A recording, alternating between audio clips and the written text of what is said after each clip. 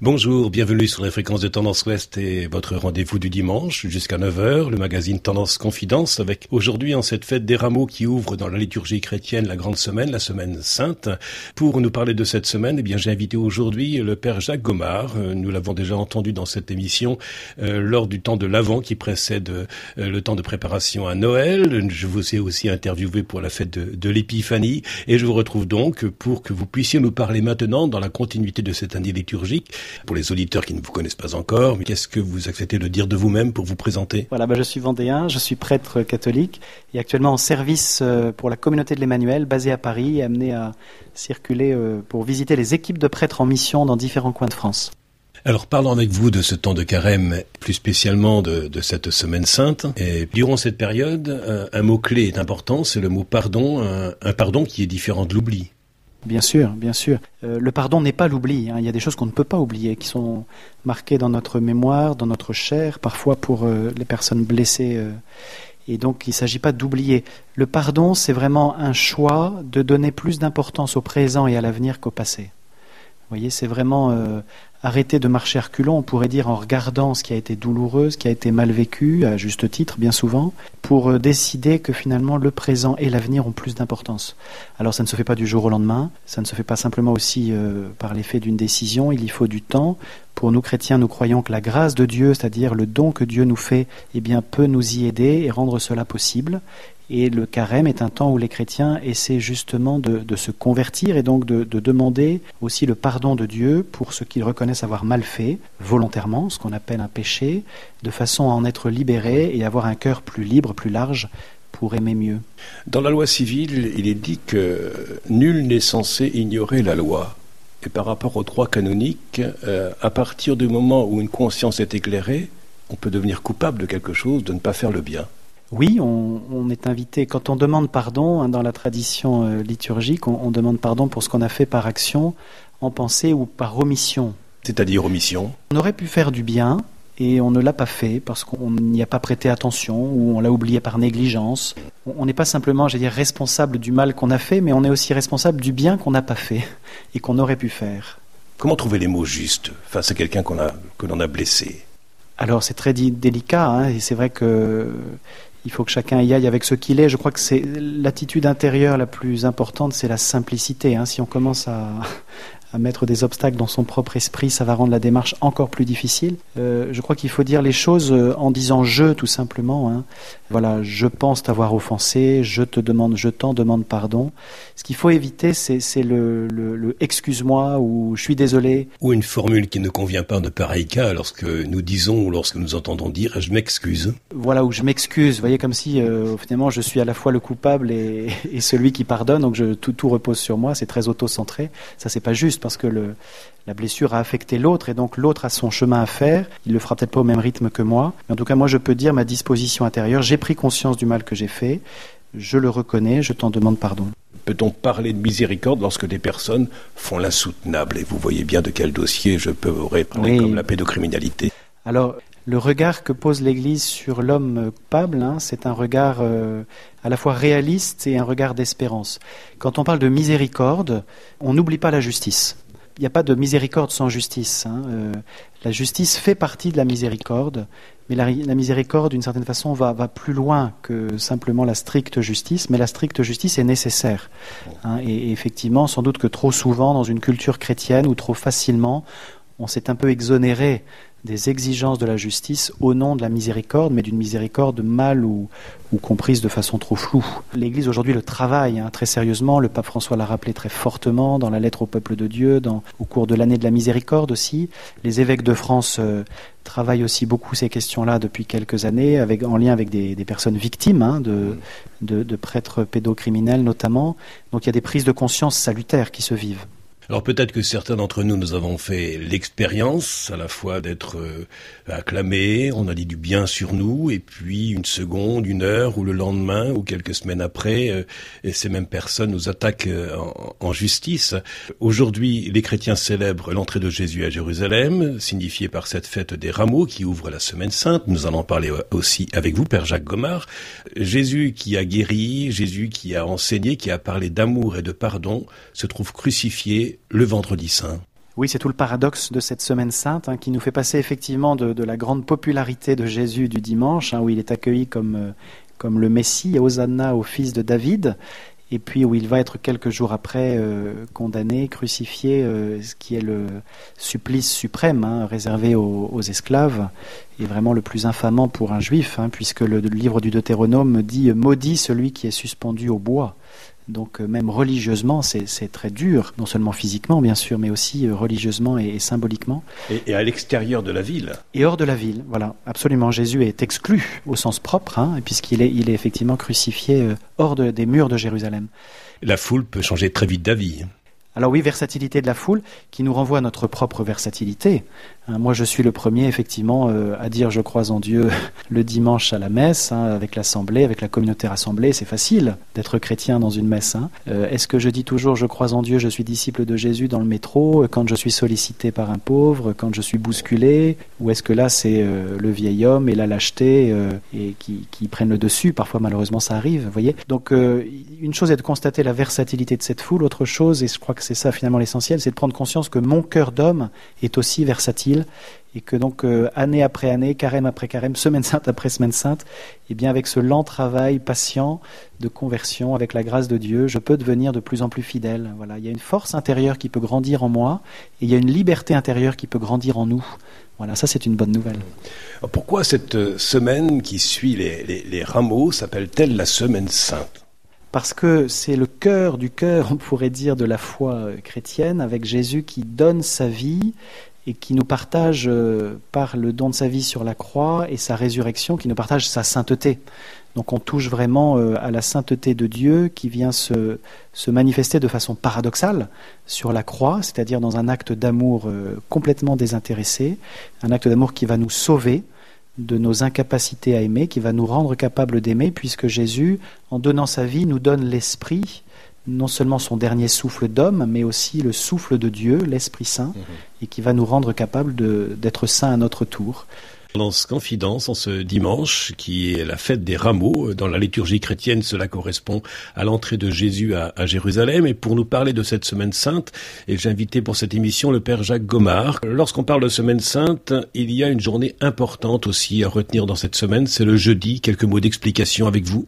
Oui, alors on rentre le jeudi dans ce qu'on appelle le triduum. Voilà, le jeudi, c'est le dernier repas de Jésus, où il va instituer au cours de la scène, la cena, le repas du soir dans le mot latin, ce qu'on appelle aujourd'hui dans la tradition catholique l'Eucharistie, la messe. Prenez, ceci est mon corps, mangez-en tous, prenez, buvez, ceci est mon sang, le sang de la nouvelle alliance. Jésus, en fait, au cours de ce repas, qui est le repas pascal, donc qui s'inscrit dans la tradition juive, de la Pâque où on fait mémoire de l'exode, de la sortie d'Égypte, sous la conduite de Moïse, eh bien Jésus institue un nouveau sens, donne un nouveau sens à la Pâque, qui est finalement sa Pâque, son passage vers le Père par la croix, et il donne un signe qui va rester au fil des générations, qu'on appelle un sacrement, voilà, le sacrement de son corps et de son sang.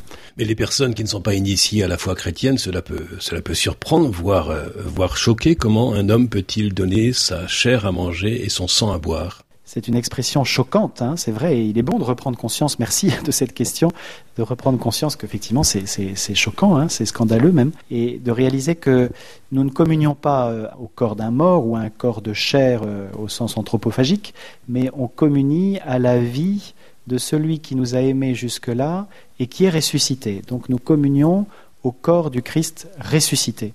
Donc c'est une communion qui nous met déjà en lien avec le monde d'après, non pas simplement d'après les confinements ou les couvre-feux, mais d'après ce monde présent tel que nous le connaissons, le monde de Dieu, le royaume de Dieu. Et donc c'est une communion spirituelle, mais qui passe par un signe matériel, comme Dieu est passé pour nous rejoindre par un corps et un être d'homme, c'est le mystère de l'incarnation.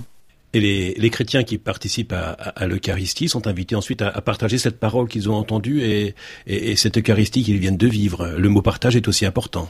Alors oui, l'Eucharistie c'est vraiment un lieu du partage où Dieu même nous partage sa vie et où donc les chrétiens rassemblés reçoivent la parole de Dieu et le corps du Christ qui font d'eux la communauté de Jésus, le corps ecclésial, le corps du Christ de Jésus, son Église. Et donc effectivement, tout est basé sur le partage que Dieu nous fait de lui-même. On a souvent une vision très statique de la messe, puis on peut trouver ça parfois un petit peu ennuyeux ou trop long. Il y a une très belle image qu'utilisait Benoît XVI lorsqu'il s'est adressé aux jeunes lors des JMJ à Cologne. Il leur a dit, c'est comme la fission nucléaire, vous voyez, la fission d'un atome, ça ne se voit pas à l'œil nu, c'est tout petit, comme une miette d'hostie, comme ce pain non levé qui est consacré par le prêtre. Ça déclenche une réaction en chaîne, c'est-à-dire que Jésus transforme la violence qu'il subit le vendredi en un acte d'offrande et d'amour, donc il y a une première transformation. Il va, en signe de cette transformation de la violence en amour, il va transformer le pain en son corps ressuscité. Nous, en communiant, en mangeant cette hostie consacrée, eh bien, on va être transformé d'une juxtaposition d'individus en corps du Christ, en communauté chrétienne, en Église.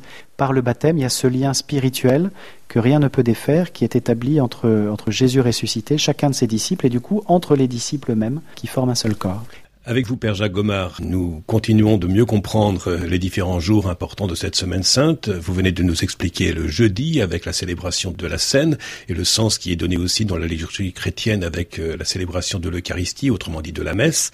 Le lendemain, nous sommes au sommet de la souffrance. Marie, la mère de Jésus, voit mourir son fils unique sur une croix. C'est ce qu'on appelle la compassion de Marie. C'est-à-dire que Marie vit la passion avec Jésus. Alors différemment, elle n'est pas crucifiée, mais dans son cœur, dans ses entrailles de mère, elle est crucifiée. Elle est déchirée, comme l'avait annoncé Siméon lors de la présentation du petit enfant Jésus au temple. Voilà, ton cœur sera transpercé d'un glaive. Donc c'est vraiment ce glaive de douleur qui transperce Marie au moment où Jésus est crucifié. Elle est impuissante humainement, effectivement, elle ne peut pas sauver son enfant de la mort, mais elle vit avec lui cette offrande que Jésus vit. On disait l'autre fois que ce que Jésus vit le vendredi, c'est une transformation, c'est une conversion, c'est-à-dire que la souffrance qu'il subit, qui lui est imposée par les légionnaires romains, finalement, dans cet acte de la crucifixion, il la transforme en offrande. Voilà, ma vie, nul ne la prend, c'est moi qui la donne, dit Jésus dans l'évangile de Saint Jean. C'est-à-dire que ce supplice qu'il subit injustement, il est innocent, eh bien, il en fait un acte de liberté, d'offrande d'amour de lui-même à son Père pour ses frères que nous sommes, pour l'humanité. Une précision peut-être avec vous, avec ce mot martyr, où des personnes aujourd'hui tuent aussi au nom de Dieu lorsqu'on parle d'attentat. Le contresens qu'on peut faire aujourd'hui avec l'actualité, le terrorisme sur le mot martyr. Jésus est un martyr au sens où c'est un témoin, voilà, de l'amour de son Père, de l'amour de Dieu jusqu'au bout, mais il ne prend aucune vie, au contraire, il donne la sienne pour sauver les nôtres. Et le samedi saint, que se passe-t-il ? C'est la journée sans liturgie, la seule de l'année. Le tabernacle, ce lieu où on conserve l'Eucharistie, les hosties consacrées dans l'église, est vide. L'autel est dépouillé, il n'y a aucun cierge, il n'y a aucune lumière. On prie simplement quelques psaumes au fur et à mesure de la journée. Et on est dans l'attente. Voilà, le tombeau est fermé, Jésus repose au tombeau. C'est le grand sabbat. Vous savez que pour la tradition juive, le 7e jour, après la création, Dieu se repose de l'œuvre qu'il a faite. Et bien là, Jésus se repose de l'œuvre qu'il a faite le vendredi.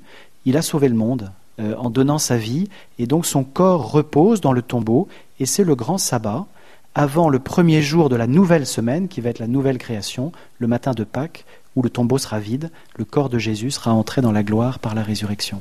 Et dans la foi chrétienne, Jésus est à la fois pleinement homme et pleinement Dieu, c'est un et le même, et il connaît aussi cette angoisse de la mort. Il y a une angoisse au soir du jeudi saint, il y a une souffrance extrême, à la fois morale, spirituelle, physique, dans la passion, le chemin de croix, la crucifixion, la mort elle-même. Jésus lui-même, effectivement, comme homme, il a vraiment pris notre condition d'homme, il a connu l'angoisse face à la souffrance, face à la mort, et il a demandé à son Père, s'il est possible, oui, que cette mort, que cette passion s'éloigne de moi, mais non pas ce que je veux, ce que tu veux.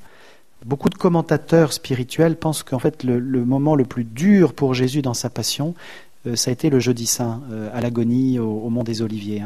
Parce que c'est là où il a vraiment porté sur lui tout le poids de ce qui allait advenir et où il avait d'une certaine façon encore le choix.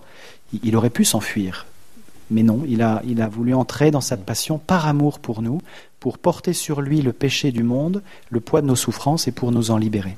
Cette question, vous avez pu l'entendre comme homme et comme prêtre, Père Jacques Gomard, face à la souffrance. Où est-il Dieu lorsque une personne souffre et qui plus est lorsqu'un innocent souffre ? Où est Dieu? On pourrait se dire, quand il nous arrive une souffrance, une épreuve, où est Dieu? Que fait Dieu? Qu'est-ce que j'ai fait au bon Dieu pour qu'il m'arrive ça? En fait, où est Dieu quand nous souffrons? Eh bien, il souffre avec nous. Il est sur la croix avec nous, en fait, dans nos épreuves, dans nos maladies, dans nos souffrances, dans nos deuils. Notre esprit humain imagine toujours Dieu au-delà des nuages, plus haut, plus grand, plus fort.